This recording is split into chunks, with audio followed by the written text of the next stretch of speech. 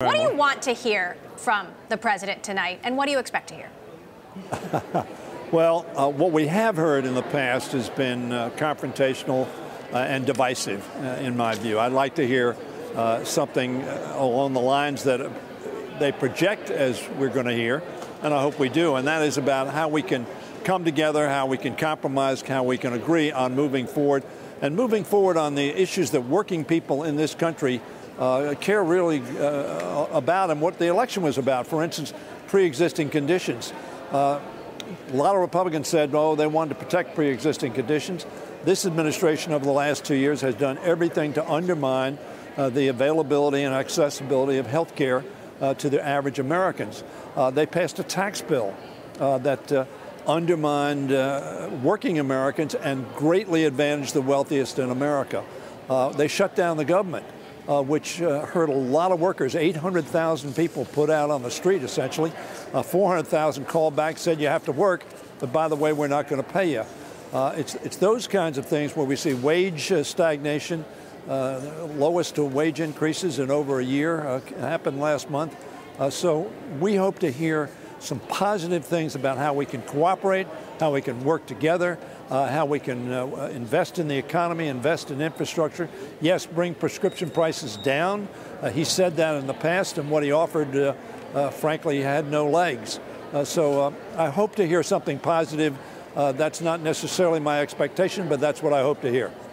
Now, according to Bloomberg sources, the president has decided not to declare a national emergency when it comes to border security. Is that welcome news to you? It's welcome news, and I think what he recognizes, the political reality is that Congress, in a bipartisan way, would oppose such an action because there is no emergency at the border, as he would reflect. And in any event, that's really where the Congress, working with the president, should decide. And I'm sure he's decided that the Congress would not support him in that effort, and so he's not going to take it. I think that's welcome news for everybody. There is no crisis at the border. There's a challenge at the border, but not a crisis. That said, there's still some sort of compromise that needs to be made between Democrats and Republicans. What do you think is the likelihood we find ourselves in another government shutdown? Well, I hope we don't. I hope if we can't reach agreement by this Friday or a very, very early Monday of next week or over the weekend, I would hope that we would have an extension of government's authority to operate. Shutting down the government of the United States is a negative, stupid thing to do, which causes great disruption, not only among federal employees, but among all those who are served by the federal government. And our allies around the world must think something's wrong in America if it's shutting its government down. So I would hope that if we can't reach agreement by Friday or over the weekend, that we at least extend government authorization for another 2 or 3 weeks while we're negotiating. Now, Representative Clyburn told Bloomberg earlier that he supports a smart wall. Is there any kind of wall that you would support, that Democrats would support? I guess the definition of wall is in the eye of the eye of the beholder. Clearly, we've supported fencing in the past. Clearly, we want to make sure the border is secure. We think, as Representative Clyburn said, Whip Clyburn said, we're for a smart wall, and we've offered substantial investment in technology, substantial investment in ways to see what a truck or a car contains without going invasively into that truck or car. More personnel. Humanitarian concerns, healthcare concerns, housing concerns at the border, making sure people are safe. So we're supportive of investment in making the border secure and safe. What we don't think, and what most people don't think in the United States, is that building a 30-foot wall, which can people can go over it, they can go around it, they can go under it, which we've seen, is not the smartest investment to make for border security. But obviously, we need to get to an agreement, and I'm hopeful that we do. Stacey Abrams will be giving the response to the State of the Union tonight, which is a task of extraordinary prominence. Where do you see her future in the party? Well, I think she's an extraordinarily able legislator, extraordinarily effective candidate for governor. She didn't win, but everybody that I talked to says Stacey Abrams is one of the smartest, most effective, best politicians that they know. And I think she has a great future ahead of her, whether she runs for the United States Senate or runs for governor again, or whatever she might do. She's obviously an extraordinarily able individual.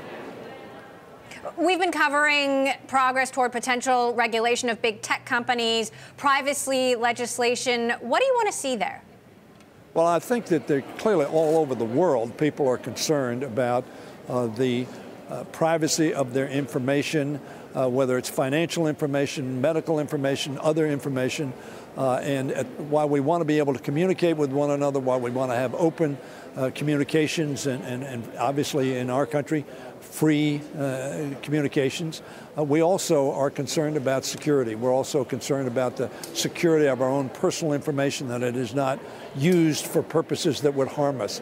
So I think when you deal with this technical issue, it's a very complicated one, but I think we need to do it. Obviously, Europe is ahead of us on this, or some people might say behind us, but in any event, I am sure that we're going to have very substantial hearings into this issue, both in the House and in the Senate, to determine what is government's role in this, how do we protect people from having their information used against them.